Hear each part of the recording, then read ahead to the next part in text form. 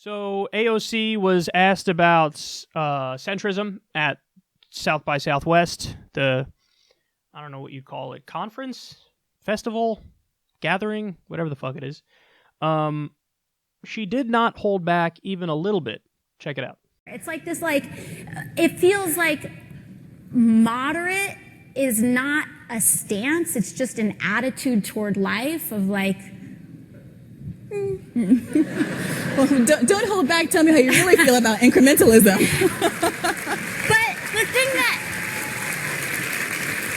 But here's the thing that upsets me is that we've become so cynical that we view or we view cynicism as an intellectually superior attitude.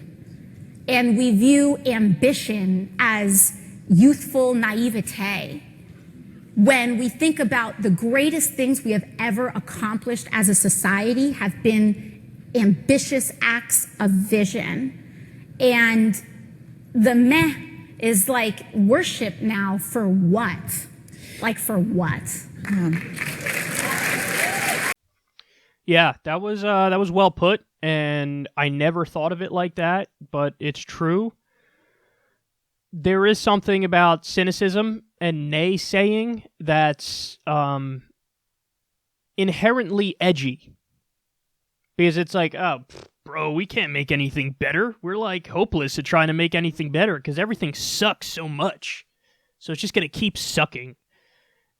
And that dichotomy, by default, sets you as an outsider if you're just kind of like, fuck it all, bro. So I think that's a good point. I would add to it that if you're a moderate in Washington, D.C., if you're a centrist in Washington, D.C., ultimately what you are is a status quo defender. So that's the big point, because when people talk about moderates or centrists in the context of, in mainstream media or among politicians, really what that means is they think the midpoint between the elected Democrats and the elected Republicans is the correct point, is the position that is most logical. When in reality, it's the position that's the most lazy. Because what it does is it presupposes, it assumes that you have two equally reasonable and opposite viewpoints, and if you just find the midpoint between those two, well, then everything will function better. I've never seen a more intellectually lazy position, because it saves you from having to do all the actual hard work to learn what the Democrats in Washington, D.C. and the Republicans in Washington, D.C. stand for. And if you do that hard work, you'll find that like 99% of the time, the Republican Party in Washington, D.C. is screwing over working people, and like 70% of the time, the Democratic Party in Washington, D.C. is screwing over working people. So in reality, to find the midpoint between insanely shitty and really shitty is still incredibly shitty. So what you really want to do is kind of remove yourself from that cesspool of corruption and bribery and injustice and see what's happening among regular people. And I think that, this ship may have sailed a long time ago, because centrism is just so uncool now, because everybody recognizes it as being what I just described, like the lazy midpoint between two corrupt parties in Washington, D.C. But in a weird way, and Pramila Jayapal tried to do this a little while ago, in a weird way, the left should reclaim the mantle of true moderation and true centrism, because one of the definitions of centrism, or one of the definitions of being a moderate, is being, right smack dab in the middle of mainstream opinion. And mainstream opinion is overwhelmingly left-wing, is overwhelmingly on our side. So, I mean, by one definition, we are the true centrists. We are the true moderates. Because if you're for Medicare for all, well, 70% of the country is for Medicare for all. You're a moderate. You're a centrist. If you're for free college, 58% of the country is for free college. You're a moderate. You're a centrist. If you're for a living wage, well, 80% of Americans want to raise the minimum wage. You're a moderate. You're a centrist. If you're for ending the wars, only 17% of Americans still want to be in Afghanistan. You're a moderate. You're a centrist. So, on the one hand, the ship has sailed with the centrists in D.C. being a laughingstock, but also, by one definition of centrism and moderation, we are that. So it depends how you want to look at it.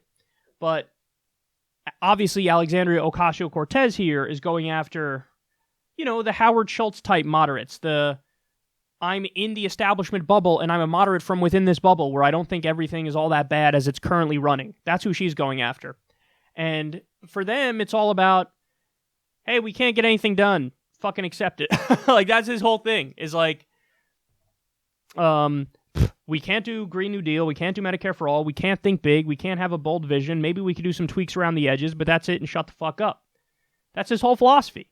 That's his whole philosophy in a nutshell.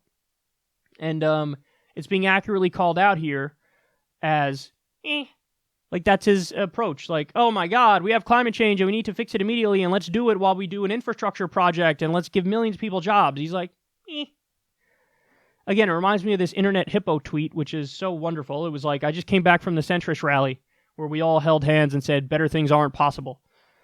That's really what it is. That's what it is, the Howard Schultz type centrist. So, yeah. Just so everybody knows, back when FDR was trying to do the Green New Deal, FDR was trying to do the New Deal. Now we're trying to do the Green New Deal. But back when he was trying to do the New Deal, there were endless naysayers. Oh my God, this will cost so much money, and we're in a depression, and this is unworkable, and oh, how stupid is this? But that, like, every argument that they used against it was actually a powerful argument for it. Yes, we're in a depression. We have to do something. Yes, people are out of work. We got to give them work. Yes, we need to rebuild this country. Yes. And all the same arguments were used. Oh my God, it's going to cost too much. Oh my God, we can't afford it. Oh my God, it's too bold. Oh my God, it goes too far. Rinse and repeat every generation. The conservatives will, naysay every step of the way, and we just need to fight it, and then eventually at some point in the future they go, oh yeah, no, I was obviously for that too. We all agree the New Deal was a good idea, and we were for it. This is what they tried to do with MLK's legacy.